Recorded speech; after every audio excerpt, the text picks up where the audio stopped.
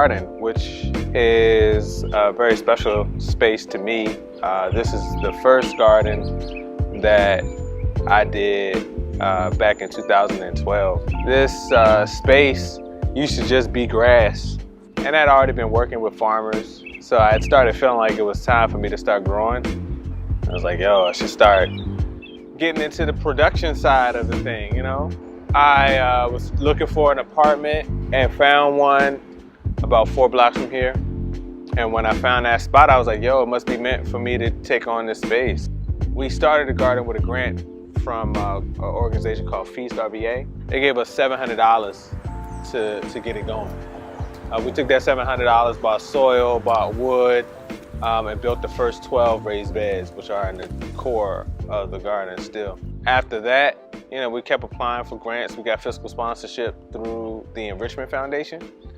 And we kept applying, you know, we just kept hitting the lick. It was like magic. The momentum was like catalytic. I mean, $500 here, $1,000 there, $3,000 there. It's been more like, as of late, the last couple of years since I've been at Lewis Ginter, you know, this is one of those spaces that is in the middle of a residential neighborhood. So goals have been with the Ginter Urban Garden Program to really help build this sustainability.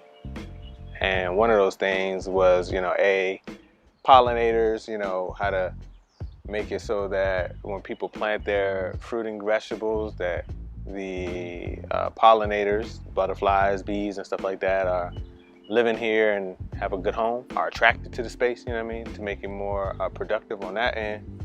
And then the fruit trees, we put in, man, I think maybe it's about 15, 16 fruit trees that we put in on this space. Because a lot of times people talk about access to fresh fruit and vegetables, but they really don't talk about the fruit. So say, hey man, these fruit trees would be a good lick. And that's been an experiment. They've been productive. It's coming along. I'm really hype about it. Not only because it's the first garden that I started, but also because it's one of the more successful spaces that I've been involved in the sense of like, nobody's getting paid to come out and work here, but people are taking over their beds, you know, taking care of them. People are growing things. There's a partnership with local restaurant that buys produce. So I was introduced to Duran a little over a year ago through a mutual friend, and was interested in his ideas about connecting restaurants in Richmond with the community gardens. McDonough is literally less than a block away from our restaurant, so it was a really great matchup. We wanted to get involved. We started doing simple things like composting and then taking it down to the garden and participating with the compost there. This is the early stage, like this stuff here. This first bin is bulk of the vegetable scraps. Then we would flip it and take that stuff and dump it in this one. The second time we dump it, it would be the last time we dump it, and then it'd be ready for use. Creating that zero waste loop. The folks that run the restaurants or what have you usually pay for somebody to come take their trash. Say, oh, you don't have to pay, just come dump your stuff inside of the compost, and we'll make you do something special for the garden. We haven't bought any additional compost for the site. We just use the compost that's been growing here. And that's been a great thing for people to fertilize their gardens with. Buying produce from the community garden, it was just really simple. But I think for us it's been really positive in the sense of connecting to the greater community around us. And I don't know, yeah, just participating on some like really grassroots level. Our relationship with our neighbors doesn't have to be they come and purchase things from us. That doesn't have to be the only relationship we have with them. It doesn't have to be all to our benefit. Like our relationship with our neighbors could just be that sometimes we lend a helping hand because we're neighbors. And as a business, we're still neighbors. We build raised beds on city land because city land more often than not has toxins in it. And when I say toxins, I mean heavy metals, things like arsenic, things like lead, asbestos, cadmium.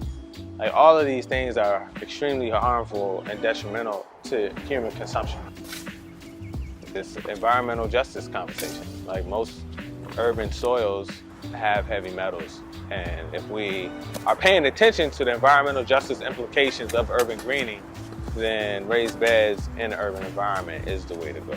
before we got it, the city did a test on the soil and it showed that it had high particles of lead inside of it. So instead of growing directly in the ground, we laid a barrier between the original ground and the soil that is being grown inside. It began as a social experiment. It still is a social experiment, really, to see what does it take to build a space that can produce food, but that's also aesthetically appealing. Just create a space where people can facilitate their passions and, you know, they can connect, especially to nature. And then, like recently, we just finished this shaded patio area with the pergola, which I'm really hyped about because before there wasn't really a space to sit that was shaded. It's just been fun watching it be what it is to some folks, you know what I mean? To especially the people testing and learning how to garden. And like I said, this used to just be grass. So now it's, you know, something totally different, and, you know, it's pulling people together in a different type of way. It's been dope.